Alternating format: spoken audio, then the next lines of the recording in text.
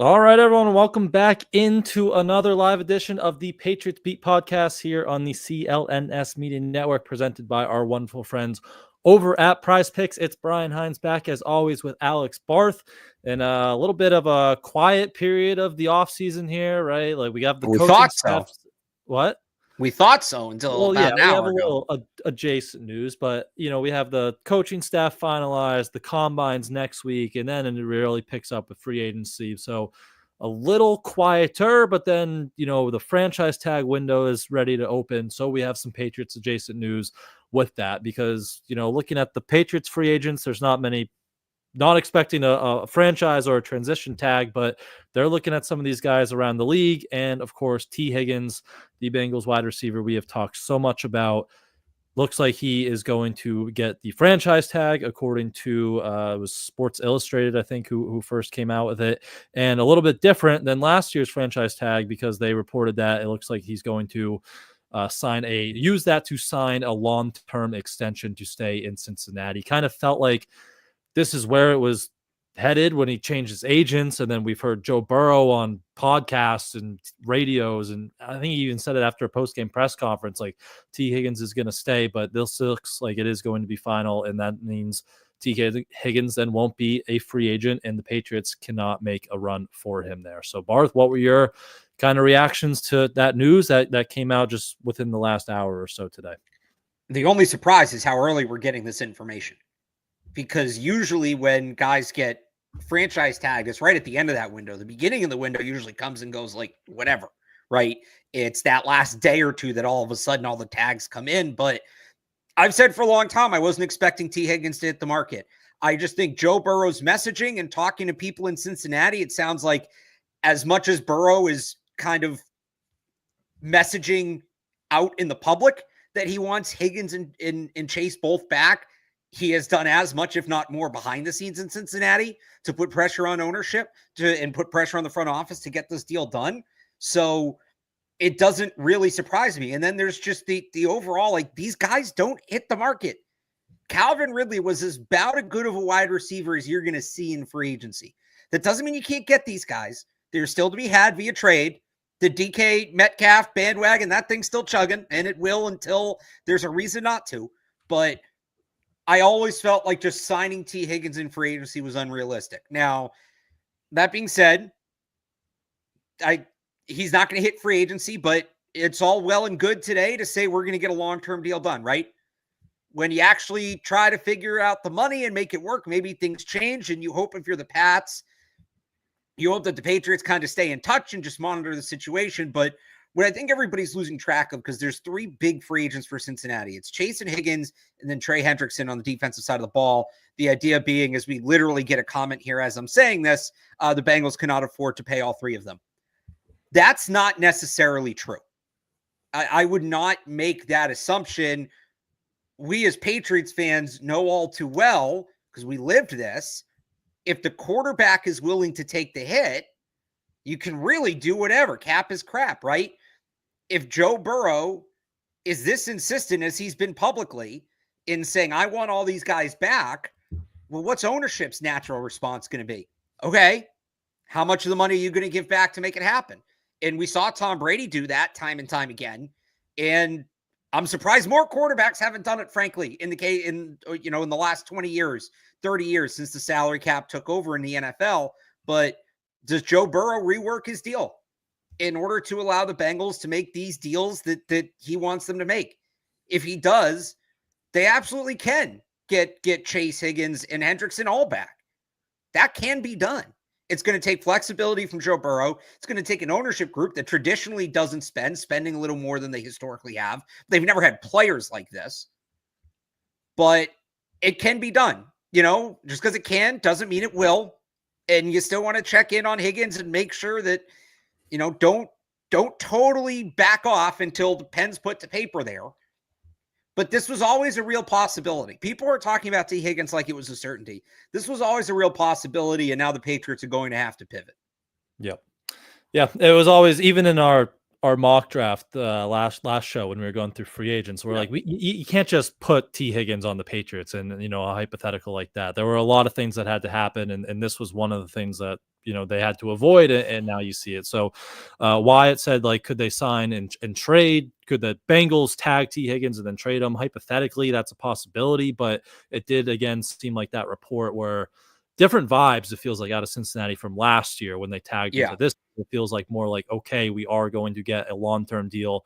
If that is Joe Burrow moving some of his money around, he was on Part of My Take last week, and like a salary cap expert talking about moving his signing bonus and converting things. So he's this through. He has a plan. He wants T. Higgins back. So, I mean, yeah, if you're the Patriots, maybe just monitor things, and if the negotiations fall through, then maybe you could get that sign and trade. But I would kind of bet on T. Higgins playing for the Bengals. And I think we were both kind of on the train for a while, even though the thought was nice. It was an easy kind of solution to be like, oh, you don't have to trade draft picks for one of these guys. You might just be able to throw all this money you have at a really good wide receiver and help fix the problem. But wasn't necessarily reality as it looks like. So any other free agents? And we are going to do a Q&A after this. So if you guys want to start putting some draft or free agent questions in the chat, anything you have. Someone said he would take Godwin. Probably the next best free agent available is, I know, the trade market, but any other free agents that you're kind of looking at right now at that spot, at that wide receiver spot? Godwin's probably the next best option. I would take Godwin over Slayton. I think there's a case to be made for both, certainly, but that's not Higgins level. And I don't know that those guys are like your definitive coverage dictating receivers. I'm worried you're going to get another guy that's going to catch like 70 passes for 700 yards. That kind of, probably should be second or third receiver production that they've been getting at the top of the depth chart for a long time. Doesn't mean he won't make the team better, but you're not getting that impact player that they've lacked at receiver for a long time with a guy like Godwin or a guy like Slayton. So I think Godwin's the next best you could do, but I think at best, realistically, he's a bridge to, we go to the draft next year and we start talking about some of these guys at the top of the draft next year, because that's how you're getting these guys.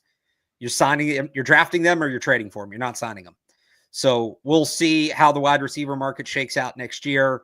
But right now, if they want to get that guy, it's DK Metcalf, it's AJ Brown. If that thing materializes, I know we still... The options, that doesn't feel like there's a lot of options. No, there really aren't. There always could be a surprise. Like, who would have thought Tyreek Hill would have got traded? Exactly. But so you never know. But it's not a good offseason need a wide receiver. That's just the reality of it. And for the Patriots having so many other needs, I would rather them not force it. I would rather them not, look, if they think Ted McMillan can be that guy, great. There's mixed opinions on him. If they think he can be the guy, if they think he can be, the kind of ceiling comp has been T. Higgins. If they think he can be that guy and he can be that guy relatively quickly, fine. But if you're just taking him at the top because you feel like you need to address the receiver position, or you're just giving Darius Slayton an insane amount of money because you feel like you need to address the receiver position, you have all these other needs and some other the needs, like you can get better players for the same resources, edge rushers, offensive linemen, right? Things like that. It's going to be 2 years. It's going to take 2 years to get this roster where it needs to be. It's not all going to happen in one off season. Maybe and it sucks. And I know people don't want to hear this. They may just end up deprioritizing wide receiver this offseason because the guy they need isn't there. The guy that they need to add, the guy that they want to add. If the guy's not available, he's not available. Like, you can't draft a player. You can't sign a player that's not out there. Yeah. I think we talked about it last week. Like, you might just have to revert to kind of try to raise the floor a little bit in that room. Maybe it is like a Darius Slayton, and that doesn't mean you go pay Darius Slayton like you would T. Higgins, but you try to find some of those guys to raise the floor. With this news, any change of opinion with the Cooper Kupps, the Deebo Samuels of the world? Like, okay, maybe the Cooper Kupp is the floor raiser if the price is right and they don't mind the money. But any kind of change of thought with those guys now that like a T. Higgins isn't going to be a realistic possibility? Yeah, Devontae Adams is in there too. Of the three, I'd probably prefer Adams. I think he may still have some of that left, but those guys are all at best short-term answers for, complementary spots. Adams maybe maybe if he really rears back and give you something. But Kupp is a secondary wide receiver at this point. Deebo Samuel is a secondary wide receiver at this point in his career. If you can get one of them for like a later day 3 pick or they're cut, you can bring them in on a prove it deal. Sure. Like, I'm not necessarily against it overall, but I'm not giving up anything significant to get any of those guys because I don't think you're going to get any sort of significant production out of them. It's not quite, bring in Eric Decker back when they did, or Demaryius Thomas when they did. It's not quite on that level, but it's closer to that than not, I would say. What about another name I've seen on the Twitterverse a few times the past few days? Christian Kirk. Not, he's not a T. Higgins, but that could be a potential floor raiser for you. And he might get straight up cut from Jacksonville just to save some money. He has had some issues. He missed a lot of time last year with injuries, but that's a 1,000-yard receiver his first year in Jacksonville. Are you interested in maybe a Christian Kirk at all for that wide receiver room? So Christian Kirk does interest me, and he had a down year last year. So you're certainly buying low. I don't know that he's going to be that number one guy, but I think he has a lot of the skills you want in a slot player in the Josh McDaniels offense. And if the plan is, it's kind of the flip side of what I just said, where if the receiver they want isn't out there, you don't want to force a round peg into a square hole and just try to add a guy who maybe isn't what you want. At the same time, like, maybe Kirk isn't the guy you want at this stage, but he's a guy that you're going to want eventually. You don't have to do it in order, right? So you add him now, and then you go out, you try to get that true X next year. So Kirk interests me a lot more than many of the veteran names that have come up, especially if he's outright released. I might even trade for him. I think they have 2 5th-round picks, right? If I'm remembering correctly. Patriots? Yeah. Yes. Do they have 2 5ths, or did I do that in a mock draft after I made a trade? Let me pull up. I might be imagining that. But anyway, I would trade like a 5th-round pick for Christian Kirk. I would probably do that. And they might outright cut him. His dead money or his cap savings, it's like 10.5 if he gets outright cut. And I believe it's the same if they trade. Yeah, it's the same money for them trade or release for the Jaguars. He's a free-agent, so even if you trade for him, you're going to be reworking his deal. Yeah, and he's 29, so he'll almost be 30.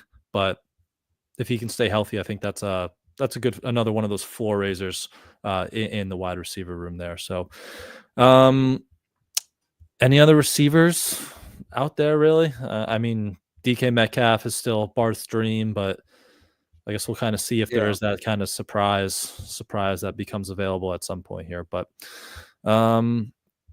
all right, let's go over to the chat full time here, and we will do a free agency and draft Q&A. Anything Patriots related on your guys' mind, fire away, and we can start with where to just go. We can start with draft talk, some offensive tackle talk. I lost the comment though. Oh, here we go. Thoughts on Josh Simmons and Gray Zabel.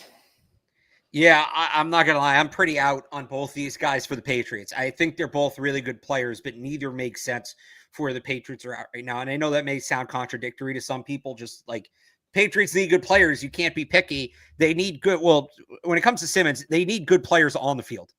And Josh Simmons suffered, it was same injury as Cole Strange, I think torn patella tendon, right? Yeah. Last season in late October, early November, whatever it was. So that injury kept Strange off the field for 12 months, for a year. The Patriots, and if you're taking Simmons, you have to take him in the first round. Like, he's not falling that far because there are teams that will invest in a tackle that can sit. The Patriots can't. They cannot have, even if they trade back and get assets. This is not a team that can afford to have a first round pick that doesn't play. They can't be a 4-win team again. And whoever that is at the top of the draft, whoever they select first overall, that is somebody you're building around and that's going to help you improve. So I get the appeal of Josh Simmons. Hey, it's a weaker tackle class. Here's a guy we can get with some value, but why are you getting him later? Why are you getting this tackle prospect who you like later than you otherwise would for that skills level? That why matters. But if he was healthy, he's not. And we have to live in the world we're in. You can't play hypotheticals in the draft. So tremendous upside. But there's risk with that injury. It's not just about him not playing year one. What's he going to look like coming back from that injury? It's a very significant injury. I think that's an unnecessary risk. The comp I've made, and maybe this is a little harsh, this is a floor, but it's a realistic floor, is Dominique Easley. Dominique Easley was a top 15 talent, but he had bad knees, so the Patriots got him at the end of the first round, hoping to tap into that talent. It didn't work out. Malcolm Mitchell's another guy, same thing.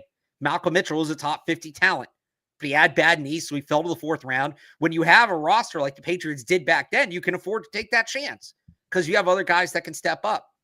This Patriots team just doesn't have the assets to take that chance right now. So if Simmons gets to 38, we can talk about it. I just don't think that's going to happen. He can't be a first-round pick for the Patriots. Gray Zabel, guard. Similar overall philosophy, different reasoning. Right, guard. Hell of a guard, but a guard. So maybe center. all you people who yell at me for saying Will Campbell should be the fourth pick and then think you're clever finding tackle Gray Zabel at 38, you're also taking a guard. So, and I don't think Campbell's a guard. Zabel is. Like, he's measured out. He is. I don't think he worked to tackle at all at the Senior Bowl. So, it's the same thing where if Zabel makes it to, 38 and they have a really good free agency, then like maybe as your future left guard, sure, he's not a tackle. Yep.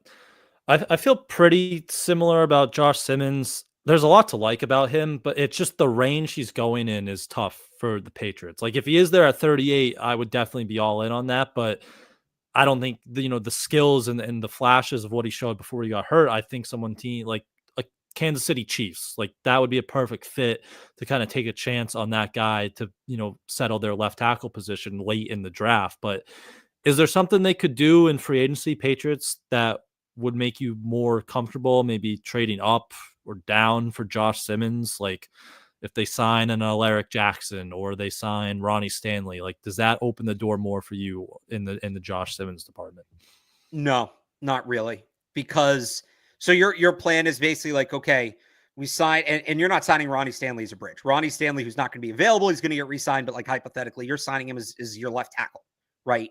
But you're saying like, all right, we're going to sign one of these guys as a bridge, and then when Simmons is healthy, he can take over. So you're basically acknowledging we're going to get this guy to handle tackle for a year, and then we'll have Simmons to fill in next year. At that point, because this team needs as many upgrades as possible, draft somebody else, and then just take a tackle next year, right? If you're not getting that tackle until 2026 anyway, next year in a better class, take a guy who's not coming off a torn kneecap. And then you don't, even though we still waited a year one way or the other, well, now you don't have to worry about what the guy looks like coming off the injury. So it's been half measure after half measure after half measure at the tackle position. I mean, we're going on almost a decade of this, where they're just trying to find ways where they get cute and, well, this guy, he can move positions, or this guy's available later because this, or blah, blah, blah, blah, blah. Like, full measure, please. Please. No, well, if this or but that, or, once he's healthy. No. Just get a left tackle who can go out there and play left tackle when you need him. That's where I'm at. If they had less holes on the roster, I might be more inclined to say, yeah, he's a good investment. Like Seth McLaughlin at center, to me, I would do that, but he's going to go in the 5th round.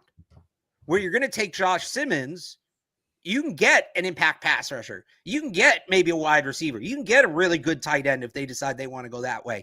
And that guy's going to play this year. And that guy's going to help you this year. So I just think that for where he's going to go, it's too much to give up. It's too much to give up for a guy that isn't going to play as a rookie and then has the concerns beyond that. Yep. All right. Back to receivers. We know you want DK Metcalf. What's your package to get him? TD says combo of Joe Milton and a 2nd rounder. Is that? I would do that.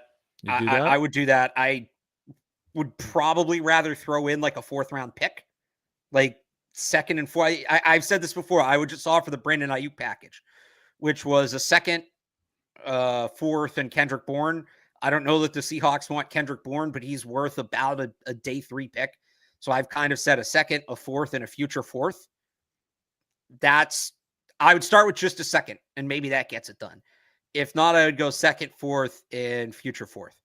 Yeah, I'm with you. I think that's a pretty fair package for that. But all right, Before we get into a few other questions, some good stuff in the chat there, I want to tell you guys very quickly about Prize Picks. We know football season is over, but the sports roll on, and it does so on Prize Picks, where you just pick more or less on at least 2 players for a shot to win up to 1,000 times. Your cash All-Star weekend is in the rearview mirror for the NBA. Seemed like kind of a disaster, but the Four Nations is wrapping up in the NHL, and we have our rematch USA versus Canada Thursday night at the Garden. Should be an awesome one. Brad Marchand, you can take more than his points, shot on goals. Charlie McAvoy, maybe he's throwing the body around again, more on hits for him, or plenty of other stars like Sidney Crosby, Connor McDavid, Austin Matthews, Jack Hughes, and the list goes on and on and on in that championship Four Nations game. So download the Prize Picks app today and get in on the action, and use code CLNS to get $50 instantly after you play your first $5 lineup. That's code CLNS to get $50 instantly after you play your first $5 lineup. You don't even need to win to receive the $50 bonus. Again, all over on Prize Picks. Run your game. All right. Back to the chat here. You guys keep throwing in draft free agency questions. This is an interesting kind of trade target. I don't think we've really talked about it at all. We've talked maybe about the tight end position. Is it Kyle Pitts? Yeah, I knew it. Kyle Pitts. Are these the same people that are calling it a Sports Hub Sunday kickoff? Because I've been getting I got all these on Sunday. You got some Kyle Pitts talk on Sports Hub? Yes, we got a Kyle Pitts call. What was your take? Are you in? So I stayed in on Kyle Pitts much longer than most. I really think the Falcons usage of him was brutal. It was brutal through multiple coaches. I never understood it. He finally got a chance last year and it kind of sucked. So maybe the damage is done at this point and the development's just not there. I think a change of scenery couldn't hurt. I don't know how much it will help, but it couldn't hurt. That being said, I'm not giving up a premium for Kyle Pitts. He's kind of in that, again, 5th round pick, maybe pick swap a 4th to a 5th, something like that. I'd be around there. I'm not giving up a top 100 pick for him. But I'm not totally opposed to the idea either. See if they can kind of get something out of him. If he becomes a solid wide receiver 2, tight end 2, especially a guy who can play detached from the formation like a receiver, which was the whole big thing about him coming out of college, he was as good as any tight end we'd seen in a long time playing on the perimeter, which obviously the Patriots need perimeter players. They need size in that offense.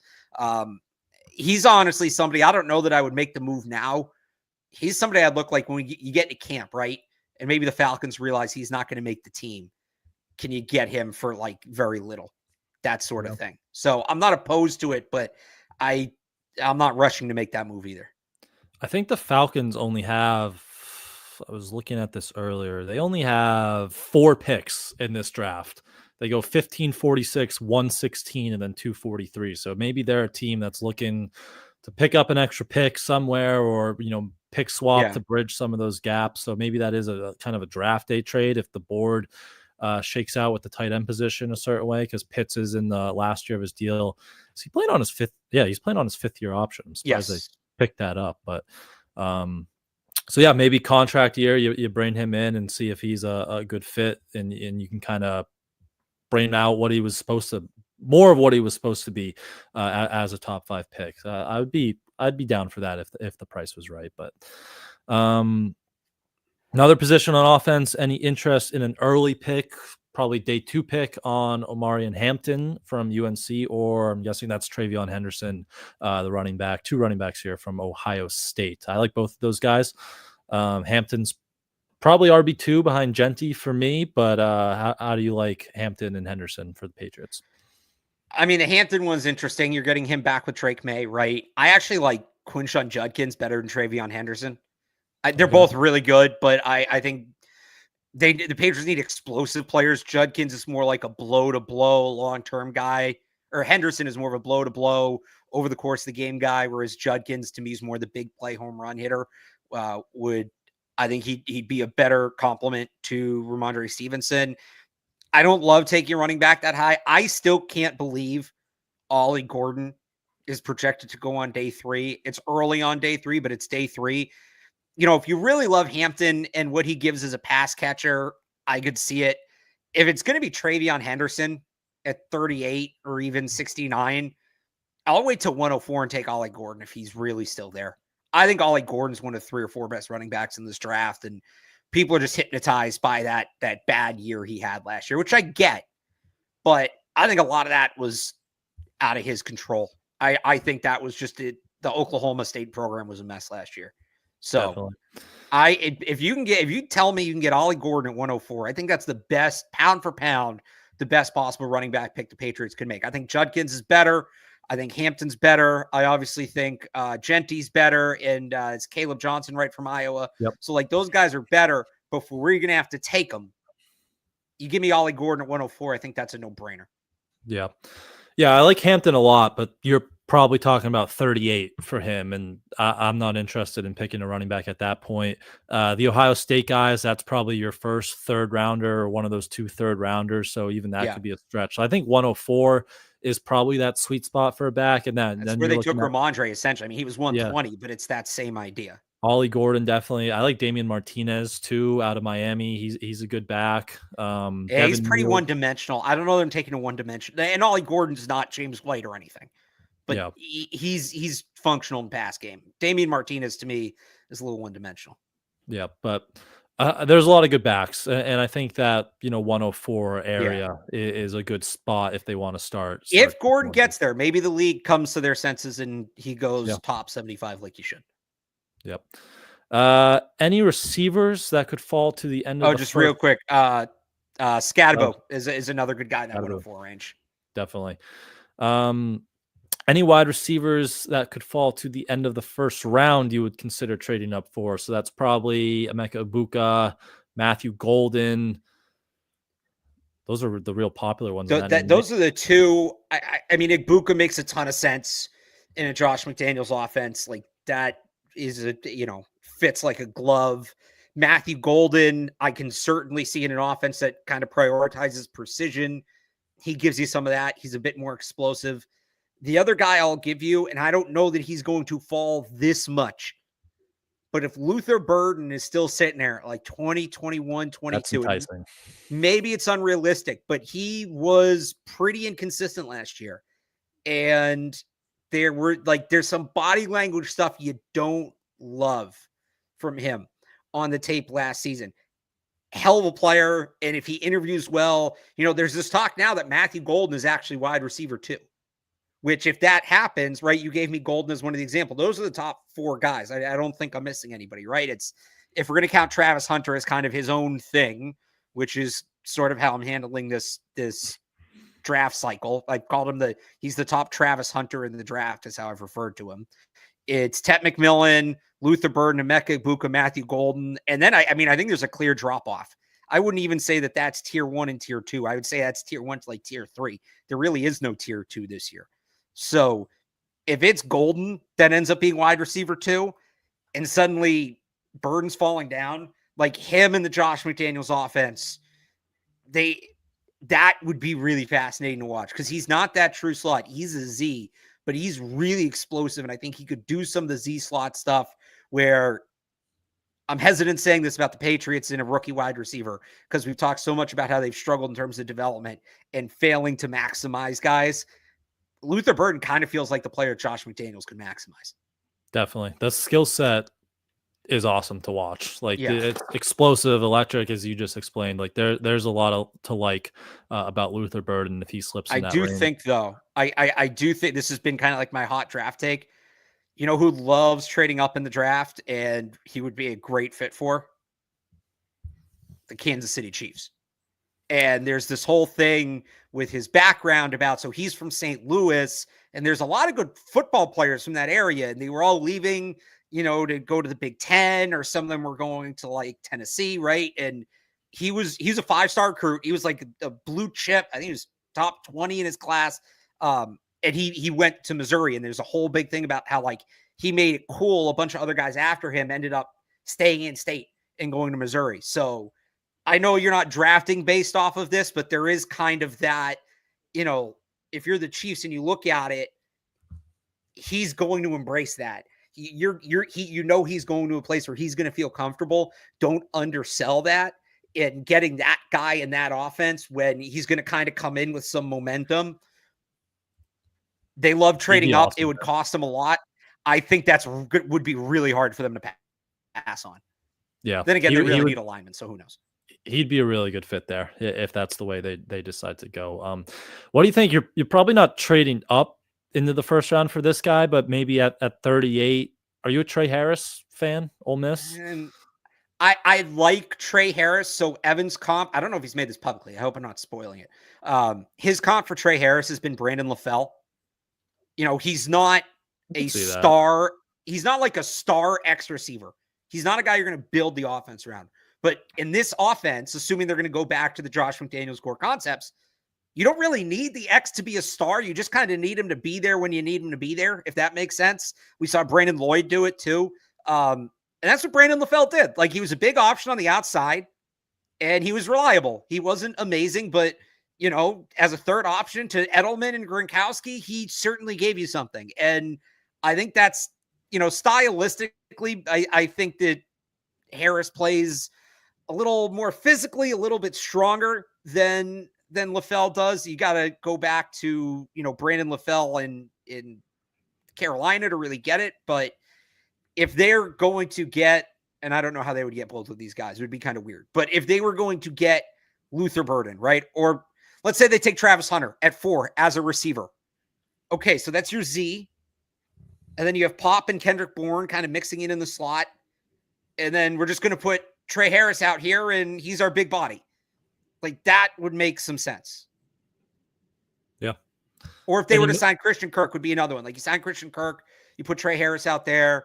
Okay. And now next year we're looking in the draft. We're looking for the best freaking Z receiver we can find. Yeah.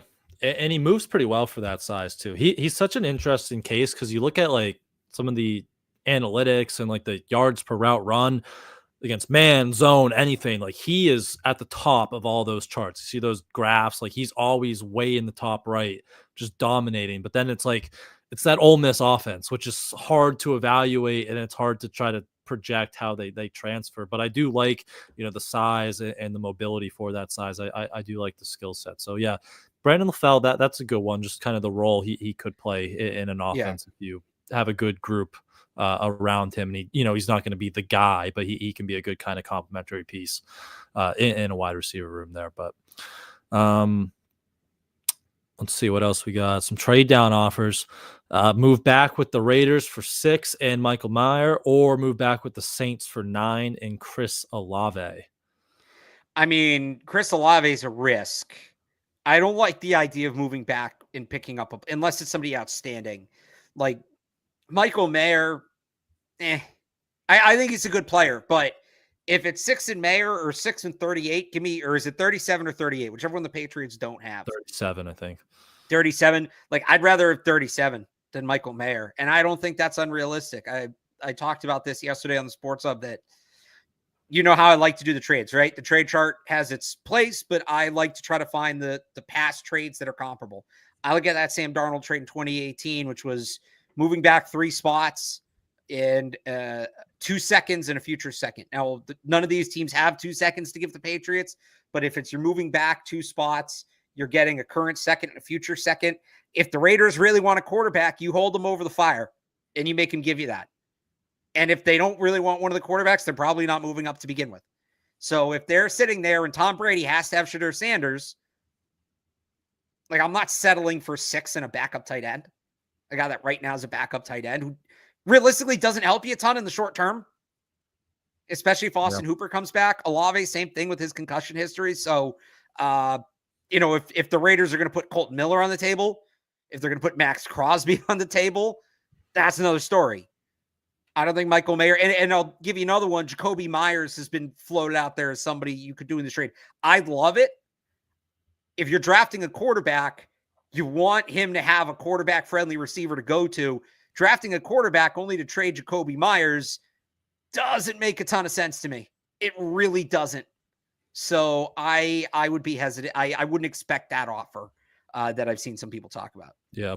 I like Chris Olave a lot, and I would be enticed, like, if you move down. It's basically the DJ Moore trade to an extent, but the concussions are very scary with him, and that is a risk. So I don't know if you trust it, maybe, but because I do really like the player and I think he would be a good fit, especially with Josh. But the concussions can really be scary, and he's had what You also, 4 or 5 of them now in his in a right. pretty short career.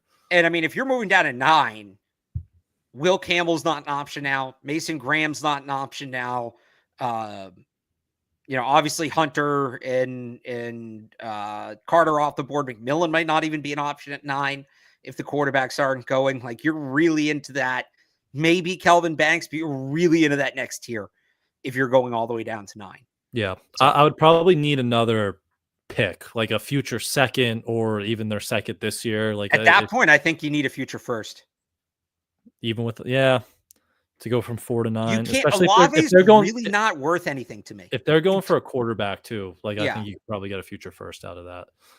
Olave's really not worth that much to me. And that's not to say he's not a tremendous player. He is.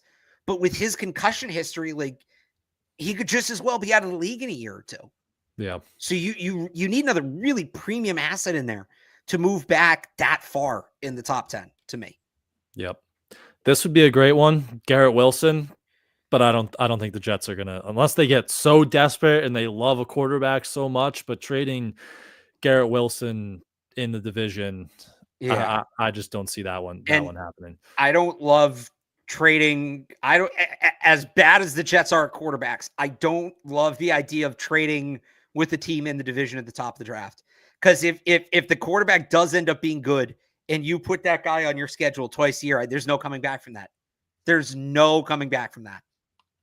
So now what I would do is take this call. So like I said, I think Jacoby Myers is unrealistic, but I might take this call and then go to the Raiders and say, well, the Jets are offering us Garrett Wilson. So, we don't want to trade him in the division. Jacoby Myers isn't quite Garrett Wilson, but if you could make it worth our time, like, maybe that's how you pry that guy loose. So when I said, let me be clear about that, I would absolutely take the call from the Jets. I would let everybody know I'm taking the call from the Jets. And then I would just use it as leverage with no intention of ever sending them the pick. That is how I would do it. This is a good free agency one here. I'll just mix this in. We keep going. Chase Young. Just going to pull that one Okay. up. How about that?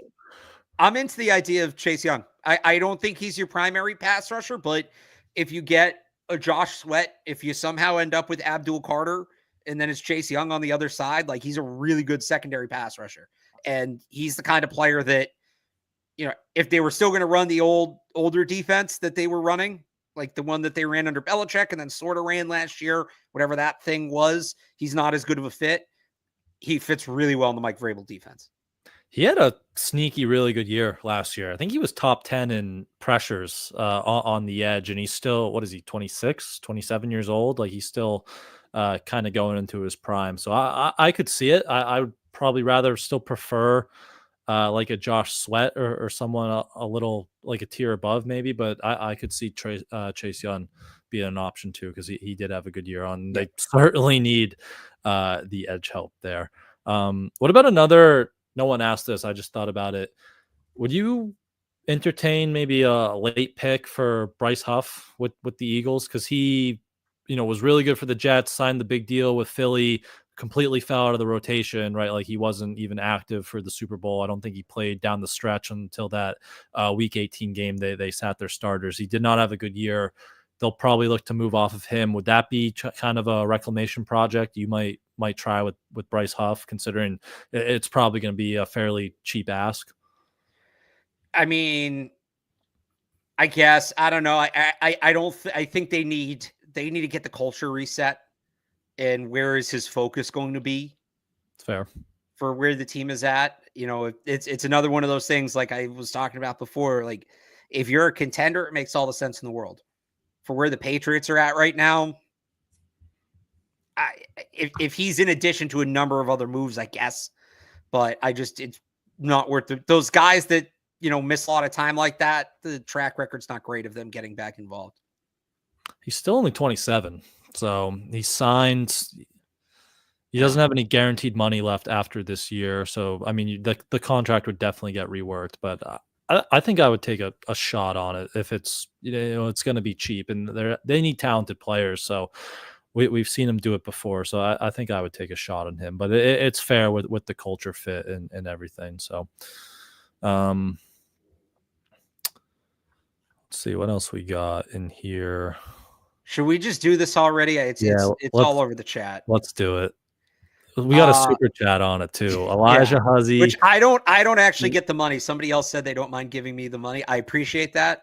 Do we need to get the Huzz in New England this year?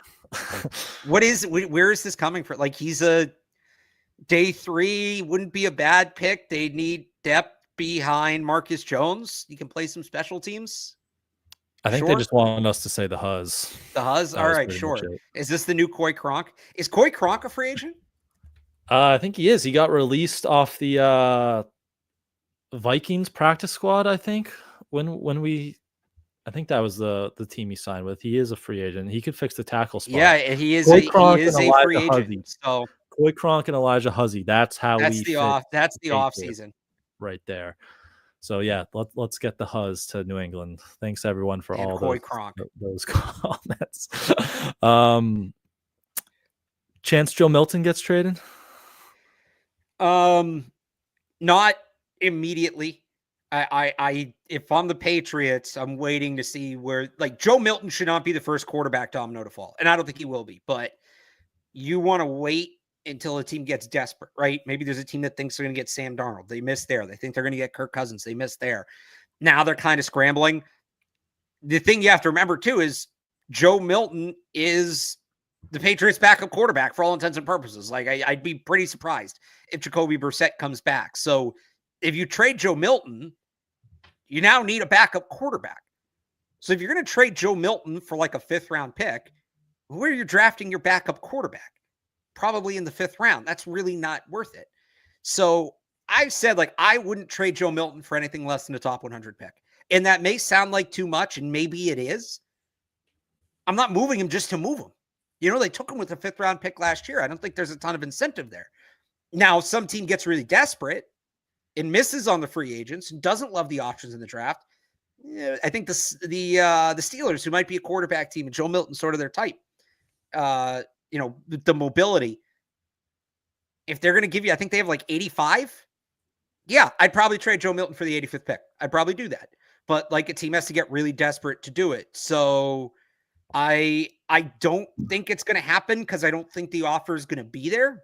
But I do think that they will be taking calls, and I do think they'll be gauging his value. I just, again, if they had another quarterback, it would be a little more, of a possibility. But if you're going to just trade him for the pick you're going to use to draft another quarterback, you're not getting a quarterback in the 5th round that's better than Joe Milton. Like, I'll take Joe Milton over Tyler Shuck all day. Yeah. So definitely. Why bother? Yeah. That might even be low on Tyler Shuck, honestly. There's just so much value too of having a backup quarterback with those tools and on a rookie contract, right? Like, if you're comfortable with him as your backup quarterback, that's a lot of value. So it probably would take like a top 100 pick and maybe even more that, top 80 range to really, really move him. I think it's probably a next year thing, assuming he has a really good preseason and he gets a little bit more tape out there, then that teams might start taking that a little bit more serious next year. But I would have to get pretty blown away to move him right now. But any backups in free agency, I assume they're going to add another quarterback here at some point. Jimmy Garoppolo, Jarrett Stidham, reunions. None of those interest me in the slightest. They're going to draft a quarterback. I would be pretty surprised if they didn't. That's probably, they have those 3 7th round picks, right? So they're going to draft a quarterback for a camp arm. I mean, he's not coming here as a backup. You know who I want. And it was what I kind of thought would be a fun quarterback room last year. It was never going to happen. Is Jameis Winston. Jameis, yep.